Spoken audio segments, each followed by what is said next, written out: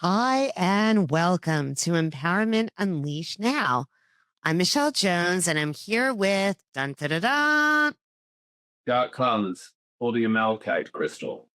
Wow, at least you got something going on. Yeah. I feel like you're in like the gulag, bro. Mhm. Not wrong. Okay, then. Yeah. Yeah. So when you're in the gulag, anybody How when you're in the gulag or grab a the stone that gulag. feels anchoring. Oh, that's good. Mhm. That's good. All right, bro. So today we're going to talk about intuitive abundance and wealth wellness in Aries season. Yeah. So we are at the end of Pisces. Scott, did you ever go to like hockey games? I've been to a couple. The Did you pre- ever get did you ever get to throw a fish? no, I've seen them thrown. Do you know what it means? No. So I sometimes get accused of being like, that blonde. But I think that it's from an old mafia expression about sleeping with the fishes. Like you kind of like Yeah. want to overtake the enemy, right? So we're taping this at the end of Pisces season, right? We're coming up. We only have like a week or so left of Pisces season. This will Right. actually air during Aries. We have like what, 9, 10 days to go. Yeah.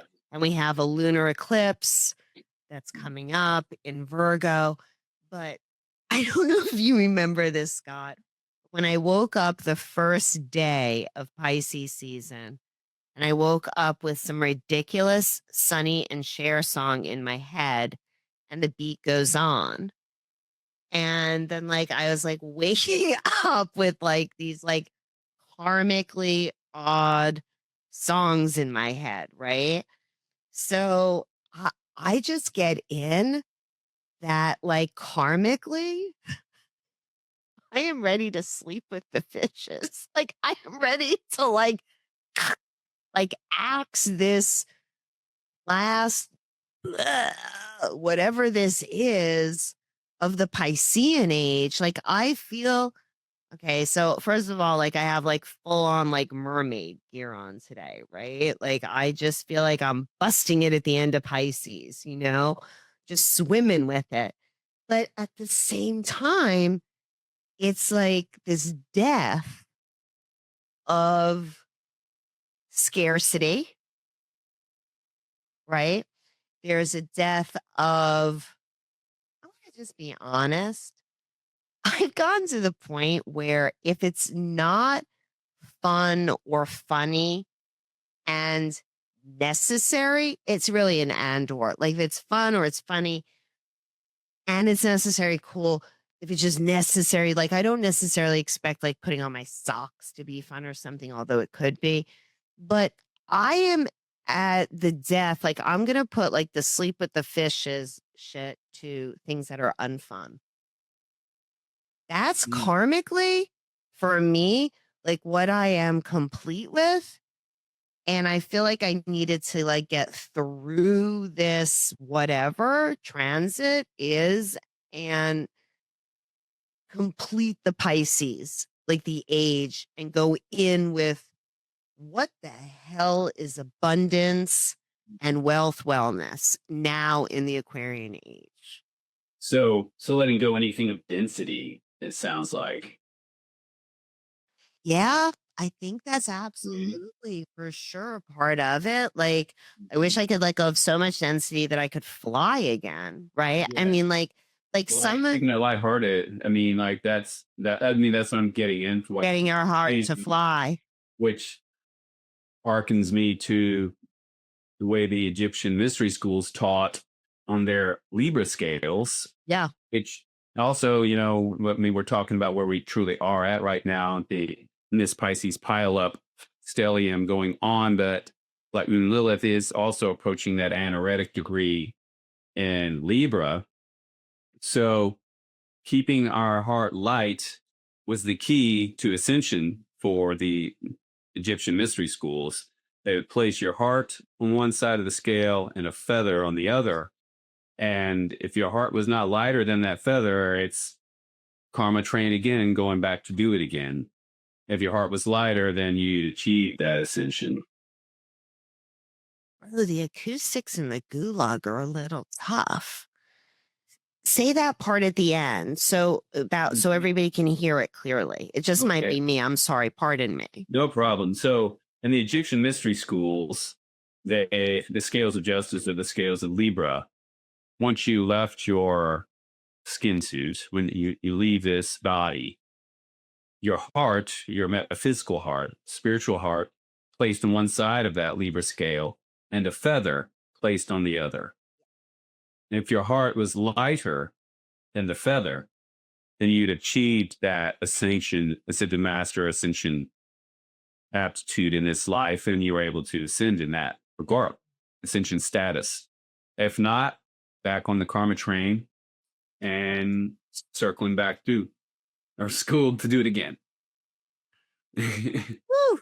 Yeah. So it sounds like this is an important topic because intuitive abundance and wealth wellness, I think, are things that, first and foremost, have not really been talked about culturally.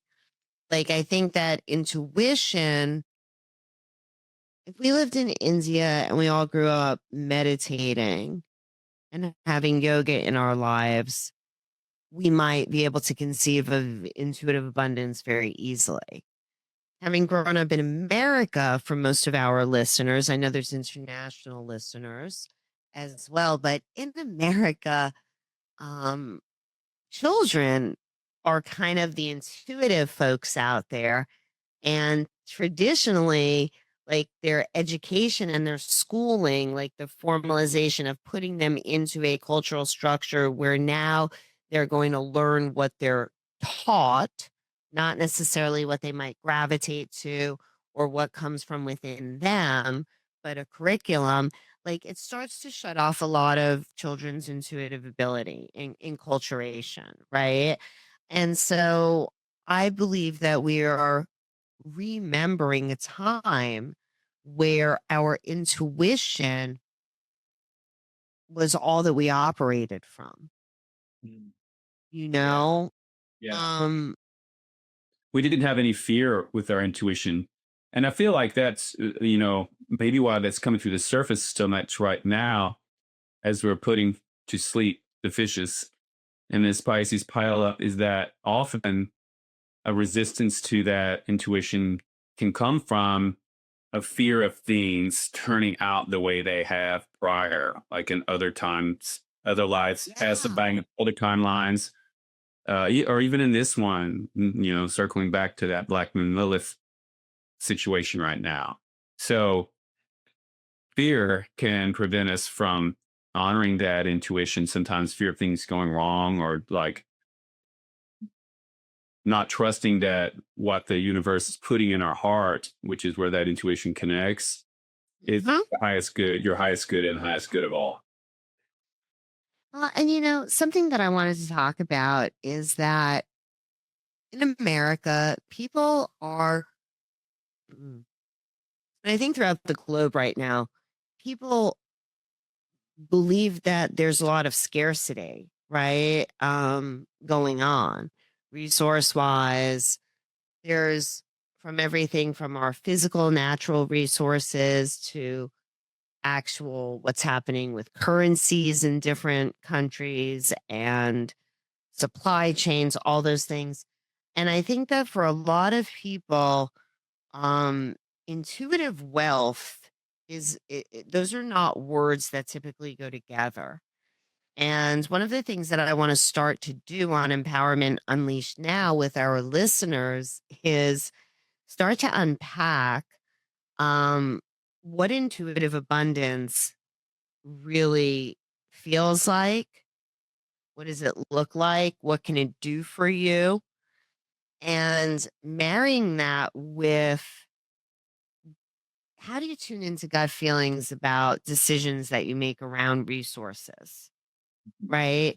Like a lot of people get super tight, no pun intended, about money, right? As opposed to learning to actually trust yourself, and believe that it's all working out for you all the time. Yeah. Oh, Honoring your self-worth. absolutely. Yeah. Yeah. Um, and I think that like in Aries season, Aries, like they bring it, like they are the great I am, right? And as we kind of come to the ends of this Piscean age, this is just my hypothesis. People can absolutely have another opinion. And we move into the age of Aquarius, which is the whole me in the we, right? How do we function as a community? I think that one of the answers is that you function best in community when you know who you actually are and like what wealth of your being that you bring with you, Yeah. right? Yeah. Like Your worth. to Yeah. me, that's like your first like wealth wellness check-in point is your actual worth. And I invite listeners to create different scales and ways to measure or just even stream of consciousness. How do you feel about your worth? What do you really vibe with that you feel really wealthy in from within your being? Mhm. I'm asking you that question while I take a big drink of Yeah. water, bro. Well, and also to briefly address that scarcity notion, if we look at abundance in any form as energy, and then you break that down to physics with the conservation of energy, all energy cannot be created or destroyed. It can only be transferred from one form to another. So all abundance is the maximum amount of abundance that is available at all times, at any time, at any form. So it is the framing of it, or how you are using to transfer or transform that energy into scarcity or abundance. It is just really a wave of the wand, which is your mind, heart, and soul, to move it from one thing or the other. And I think it's very helpful to start with looking at money or currency as energy instead of some scarce tangible thing. Yeah, it's a relationship with the energy and the energy exchange. Yeah, and it's like, I feel like during Aries, so like Venus is retrograde during Aries season as well, which just for, the feminine out there in all of us, our patients are just maybe on like a little bit of like a shorter tether than usual. Um, Energetically, we just might feel really lethargic. Those of us that are women, our yin energy is really down. But sometimes, and men, Mars is direct for all of us. But for men, I can tell you, just observing the world, as soon as Mars went direct, I was like, oh, it's on in the world right now. And I try not to collectively, for me, enter it all that much. I try to be in the world, but not, like of it. And how do we balance this boldness, right? With, I think, the I am that acknowledges a collective, and in terms of wealth, I think that realizing each of us have, first of all, you just said a mouthful with what you did about energy and that there's an infinite transference that's available to us all the time. It's not like all of a sudden the energy went away. It's Yeah, that it's there. It's all there. it's And it's a little like we talked about with all of our innate potential. It's just that is just a remembering. Yeah, it's not something we have to create. It's just something we have to remember. And the same with abundance. It's all there. It's just how we work with the energy. Yeah. so like if it's always just there, bro, how do we end up at these like extremes Mhm. of like people that just really believe that there's always enough? People, you know those friends that just always skate by in life. Like they always have just enough. And I find that so fascinating because I think that intuitively they don't believe that they have enough abundance available to them, but they believe something is available that is enough to get them exactly what they need. Like those might be the people that like monthly are able to take care of what they need, but they can't really advance, right? Maybe they're not building, equity in something. Maybe they're just living month to month, but it's always right there. There's like enough. Don't you find that interesting? Like that speaks Yeah. to No, I how, do, and I feel like though too, it's important to recognize that the most important thing is the self worth and the self love. It doesn't necessarily always have to value or ascension or like accomplishment aptitude doesn't necessarily always have to be in the form of finance or currency or that kind of thing.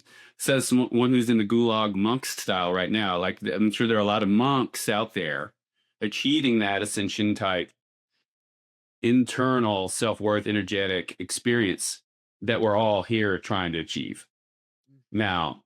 So it doesn't have to be that, but now if you are experiencing suffering because of a lack of abundance in certain areas, then that's something to examine. It has to come first from inside. We say it all the time. It's an inside out job. That yes. so that is the self worth and self love are the first thing, and then what leads your heart to feel abundant? What type of activities, what type of relationships? How do you want your life to feel? That's where the abundance I think can then be attracted to you is when you're anchoring in the tone and feeling of how you want your relationships to feel.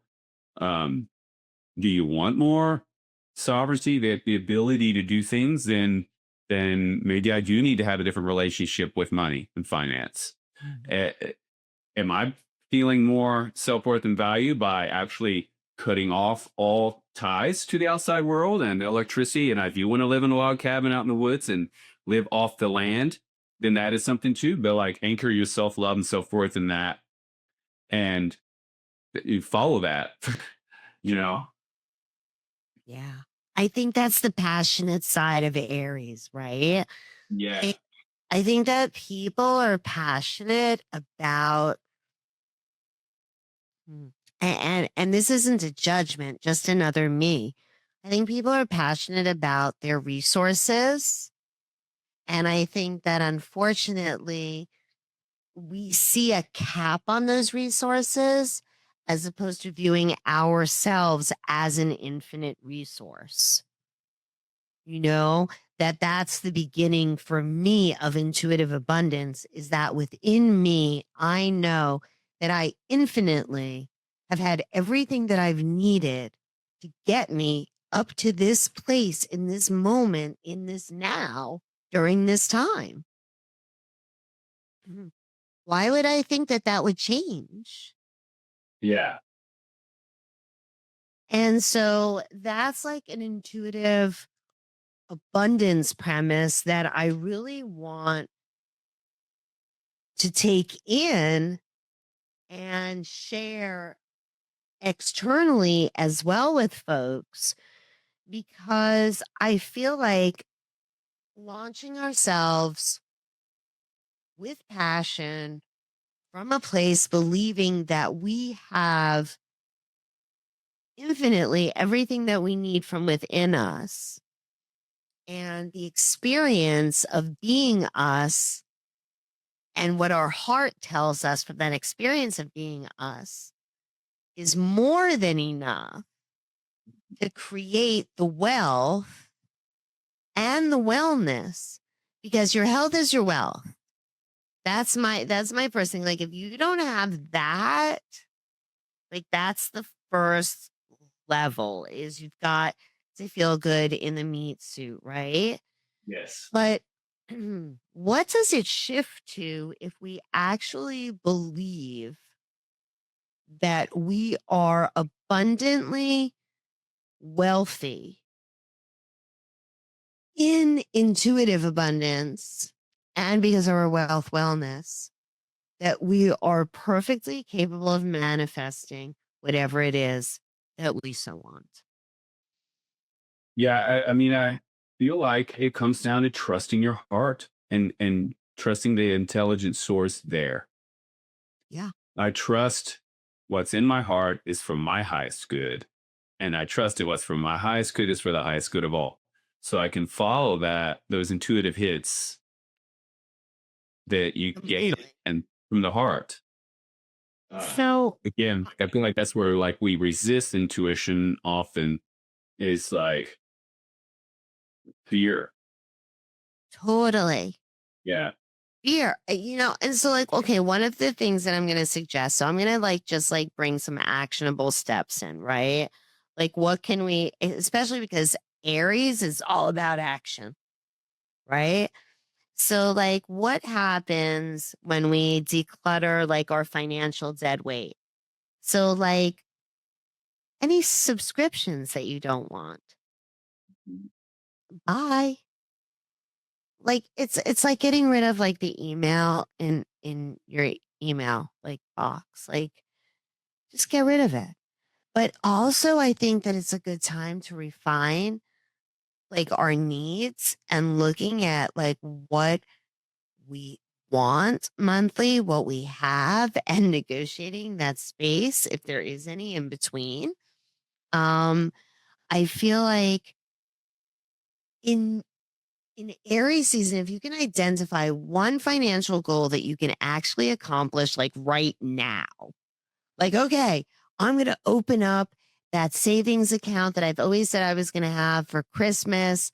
And I'm doing that tomorrow. I'm going to the bank, and that's it. That's going to be my Christmas account, yearly account. That's it.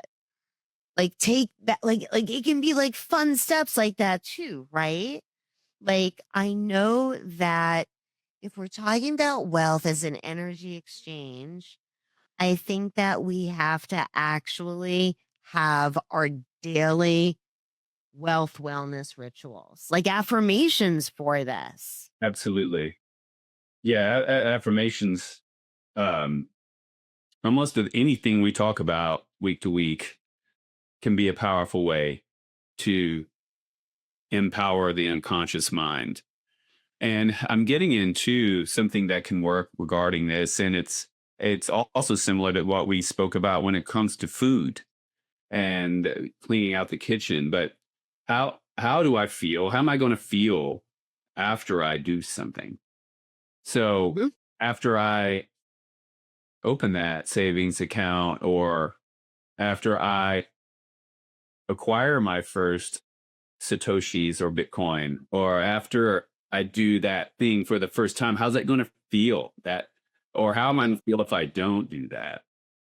How am I going to feel if I Yes. continue with that subscription that I never use, or online shopping if it's not bringing me joy? Yes. Now, that so like how am I if it is, that's your barometer. Is it joyful? That's right. And it can be. There's no judgment in any of that. Like that's where we, for each of us to discern, that's where we trust our heart Yes. intelligence on all that. So that's Well, It's some of these things are applicable across the board that we're talking. Completely. And I was going to suggest that people add like movement based like manifestation, like in with the affirmation, like combining it. Mhm. Like, you're out walking and you're like visualizing, as you're busy saying, like, I fully claim my financial abundance. And like you're picturing yourself driving in your white, Aston Martin down the street, like driving past you, like waving to you. Like like really, like that's the kind of stuff. Like, so what I want to do is I want to give listeners as we go into Aries season, this 21-day Aries season wealth activation recipe. Yeah. And I want to add one thing to that for the visualizations for those people out there that might struggle with visualizing a specific thing or like struggle with materialism. Um, think about how you want your life to feel. If it's not like, I think if thinking about a Ferrari or Aston Martin is uncomfortable, then more so think about, oh, wow, how it feels Yeah, to have complete liberty and sovereignty because of not having financial limitation. sure. So like it doesn't have to be a material tactile thing. It can be experiential. How does it, feel that if I want to go to Europe or if I want to travel, I can do that. Yeah, that's exactly How does your body right. actually like feel? Yeah, yeah. Anchor into that feeling and then let the universe work out the details. Well, dude, you jumped on me when I said that I was going to start the 21-day Aries season wealth activation. These were all the things that I was going to give folks. So let's go in order for our listeners as well. Great minds think alike, my brother. I Mhm. was going to say, like, for this 21-day season, like, if you do, let's just say first week, track your daily mindset about your money awareness. And like Scott was saying, how does it feel? You know, what do you see? What do you hear? Like, get all your senses kind of going with this, but just track your mindset and your daily awareness around money. Okay. I think that the second week, take one in the whole week. Okay. In the whole week, week two, take one bold financial move that you have been literally limiting yourself by not taking it and procrastinating around. Just one move, one bold financial action. Okay. And that could be signing up for the pottery class that you always wanted to take. Okay. That's a bold financial move for some folks, like for the time, for the, taking them away from family, like whatever, like that. It can be that fun, but you've been limiting yourself somewhere. So practice for week 3, intuitive financial decision making. And how I think you tap your intuition is exactly what you just said, brother. How does it feel? That's the heart. That's where I think that the abundance of intuition and wealth wellness emanates from and sustains itself from, is from the infinite energy of the heart, which is our connection in the meat suit to the soul, right? Yeah. Yeah. So if we can kind of just track our mindset for the first week in awareness, look at like one financial bold decision that you can make, practice like intuitive financial decision making, and remembering and rejoining with that vibe that you are everything that you need. Yes. And it's all right here. And if at any point in those, especially those first couple weeks, when you're tracking it or you wanting to make that bold step, if you feel uncomfortable, if you hit a point that there's something awkward inside you, discomforting, then It's okay to sit with that a minute and ask yourself why and why. Oh, okay, that's if that happens, notice it. Don't judge it. Notice that there's an awkward feeling about it. And then that's the moment just to do something different. You're already doing it with just tracking the relationship, maybe, but just know, okay, this has been healthy because I'm sensing this uncomfortableness. So I'm going to sit with this. I know that just by doing this, I'm already doing something different. And that's where transformation always happens, is just responding different to the situation this time than you always have. And if the bold step, if it's bold, you might feel awkward at first. That goes hand in hand with boldness. Sometimes that's the nature of it, is it takes overcoming. So it's okay if it feels a little awkward there. That means that really validates that it's bold. That's how I feel about my roots since my hairdresser got to them.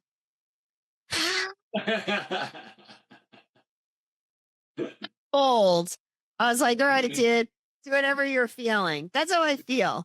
But, and I think that there is like a relief in feeling the laughter around.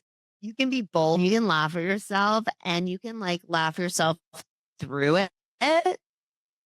But it's like clients all the time. You've got to see things. Could you lead us on out with an affirmation? Yes. Thank you, sir. I am abundant. I am infinite. I have all that I need. I am all that I need. I know all that I need to know now. I am enough. I am enough as I am. I trust my heart. I am in touch with my needs and I connect with my values. I am powerfully intuitive. Thank you so much, my brother. Thank you all for listening to Empowerment Unleashed Now. You guys get out there this week. Have the most empowered week. Keep it fresh. Keep it real. Be blessed. Sending love and light to everybody. Thank you now.